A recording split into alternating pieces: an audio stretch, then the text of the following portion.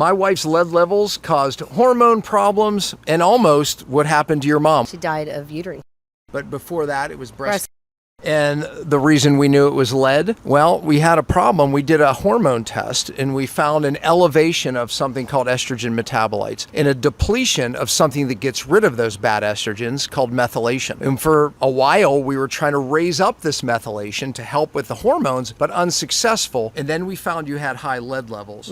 And where did your lead come from? My mom, Yeah. my green crib, Yeah. and my leaded pipes in my old house that I grew up in. But here's the thing, lead is actually generational. 3 to 4 generations, literally, it's inherited down. Why? Because most lead is stored in bone. It's very normal to lose bone during pregnancy. Out comes the lead, and guess what? Our children ended up with your lead levels. And what were some of the symptoms of Daniel, our first child? I would say ADHD, gut Diarrhea, issues, and brilliance, actually. Yeah.